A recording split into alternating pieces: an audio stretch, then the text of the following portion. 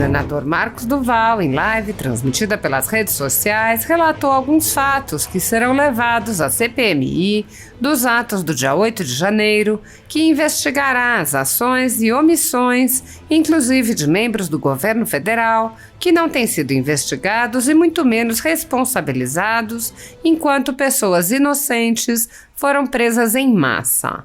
O senador iniciou comentando o depoimento do ministro de Lula, Flávio Dino, na Comissão de Constituição e Justiça da Câmara dos Deputados. Marcos Duval apontou que o presidente da comissão, que é petista, alterou os procedimentos e não concedeu a tréplica aos deputados, que tiveram pouco tempo para suas perguntas e não tiveram oportunidade de questionar as respostas do ministro. Duval afirmou que o ministro disse uma série de mentiras, o que é assustador. O senador lembrou que a CPMI mantém mais assinaturas do que o necessário e só precisa que o presidente do Senado, Rodrigo Pacheco, se digne a marcar uma sessão do Congresso Nacional, o que ele terá que fazer, pois, do contrário, medidas provisórias irão caducar. Marcos Duval disse: CPMI, a primeira coisa que eu vou fazer é o pedido de quebra de sigilo do documento. Só esse documento já acaba com o governo Lula. O senador ironizou o desespero do governo, apontando que quanto maior o desespero, mais vontade ele tem de continuar as investigações. Duval afirmou: não tem como, este governo já está falindo. Há 10 anos, a Folha Política atua noticiando fatos, discursos, argumentos e denúncias que são obliteradas pela velha imprensa. Nosso veículo de imprensa dá voz às vozes conservadoras, ao anticomunismo, à defesa dos direitos fundamentais e da liberdade de expressão e de imprensa, além de trazer ao público os vídeos dos pronunciamentos de autoridades, para que o público possa formar sua própria opinião sobre o que foi dito e não precise depender de relatos de terceiros. Quem controla a informação, controla, em última instância, a realidade. Grupos monopolísticos e cartéis que se associam com o intuito de barrar informações contrárias ou inconvenientes atuam em conluio com a finalidade de aniquilar qualquer mídia independente, eliminando o contraditório e a possibilidade de um debate público amplo, honesto, abrangendo todos os feixes e singularidades dos mais diversos espectros políticos. Controlando as informações, o cartel midiático brasileiro tenta excluir do debate e, em última instância, da vida pública, os conservadores e os veículos que dão voz a essas pessoas. A renda da Folha Política está sendo confiscada a mando do ministro Luiz Felipe Salomão, ex-corregedor do TSE, com respaldo e apoio de Luiz Roberto Barroso, Alexandre de Moraes e Edson Fachin. A decisão confisca de forma indiscriminada todas as receitas advindas do YouTube, indicando claramente que a intenção não é a de excluir conteúdos específicos, mas sim de calar o canal e eliminar o jornal. Toda a renda de mais de 20 meses de trabalho vem sendo retida sem qualquer justificativa jurídica. Se você apoia o trabalho da Folha Política e pode ajudar a evitar que o jornal seja fechado, doe qualquer valor à empresa Raposo Fernandes por meio do Pix, cujo QR Code está visível na tela, ou por meio do código ajude@folhapolitica.org. Caso não utilize Pix, há a opção de transferência bancária para a conta da empresa Raposo Fernandes, disponível na descrição deste vídeo e no comentário fixado no topo. Há 10 anos, a Folha Política vem mostrando a realidade da política brasileira e quebrando barreiras do monopólio da informação. Com a sua ajuda, poderá se manter firme e continuar a exercer o seu trabalho. Pix ajude@folhapolitica.org. Assista. Olá, todo mundo me escuta, bem-vindos. Deixa eu botar meu óculos para conseguir ver aí o que estou. Boa tarde, gente.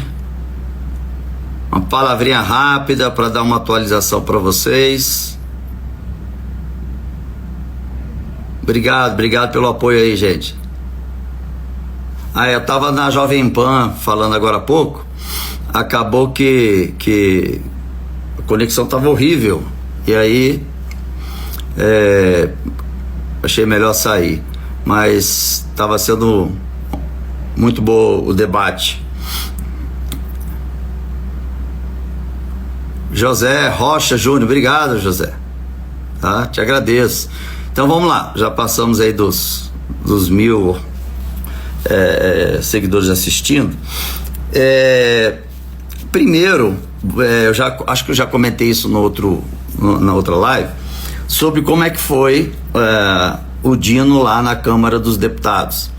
Então, da forma como foi feita, ficou parecendo que o Dino lacrou, né? Porque o normal é quando você está sabatinando alguém, o parlamentar ele faz a pergunta, o que está sendo sabatinado responde, e depois o parlamentar responde ou pergunta em cima da resposta de quem estava sabatinando, que a gente chama tal da tréplica.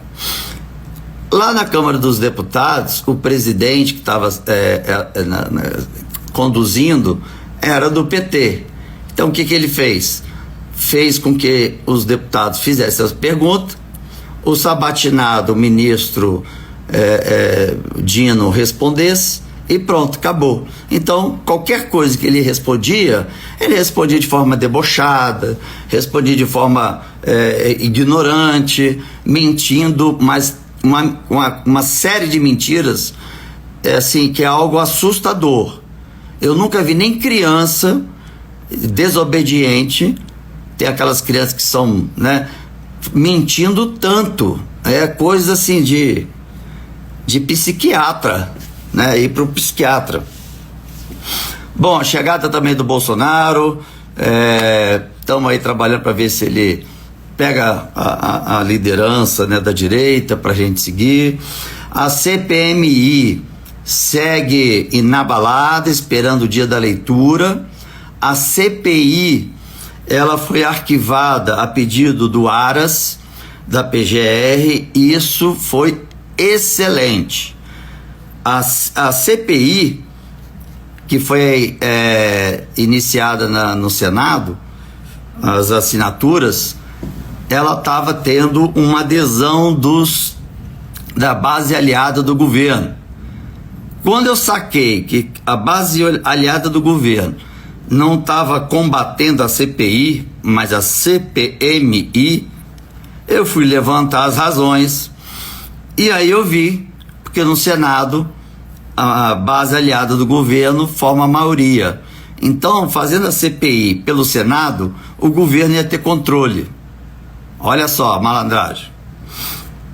Então, foi ótimo ter arquivado a CPI. A CPMI, ela não, ela segue firme, esperando o dia no Congresso, vai ser agora em abril. Não vai ser só por isso, porque tem várias medidas provisórias que vão cair e elas precisam ser validadas, senão vai ter o país sofre algumas mudanças, né, nas medidas provisórias e acaba se prejudicando. Bom, então a CPMI, como eu disse para vocês, não é esperar o Pacheco decidir se vai ou não vai abrir ou não. A CPMI basta só ler. Leu, pronto, a gente já dá início.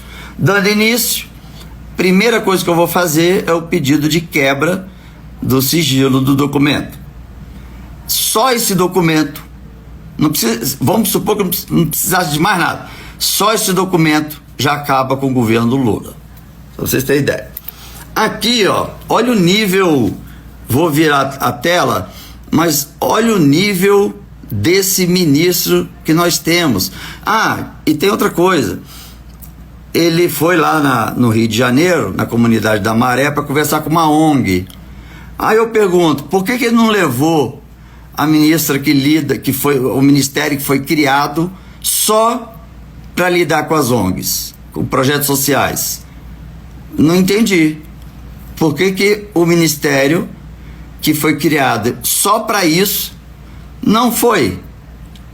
Então, gente, é tanta narrativa mentirosa que chega a ser...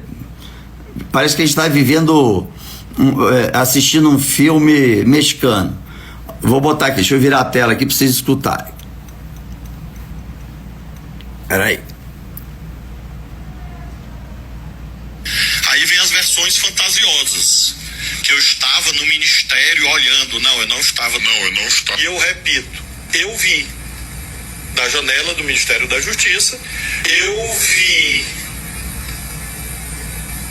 da janela do Ministério da Justiça que o contingente policial não era o que havia sido combinado. Então, assim, peraí, deixa eu virar aqui. Então, gente, e aqui, ó, deixa eu até mostrar. Aí vem as versões fantasiosas. Peraí, ó. Que eu estava no ministério olhando. Não, eu não estava. Peraí. Não, eu não estava no ministério olhando. Caramba. Deixa eu voltar aqui, peraí. Olha isso. Aí vem as versões fantasiosas. Que eu estava no ministério olhando. Não, eu não estava. Não, eu não estava no ministério. E olha no documento que ele, no que ele postou.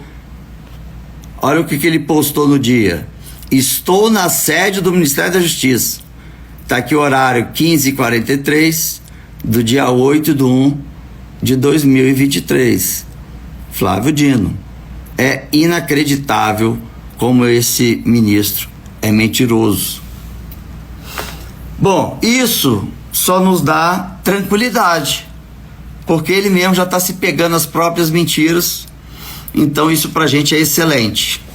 Quanto mais o governo entra em desespero e tenta acabar com a CPMI, mais me dá, desculpa a expressão que eu vou falar aqui, mais me dá tesão de continuar em cima disso. Bom, nós temos aí essa previsão, salida agora em abril. Não tem como, esse governo já está falindo. Vocês podem reparar que o vice-presidente está sumido, quer dizer, já mergulhou, sabe que o governo do Lula está sendo um fracasso total. Eles criam quase 50 ministérios e agora quer apresentar aumento de impostos, taxar produtos que não precisavam pagar impostos. Cara, é assim, bizarro demais.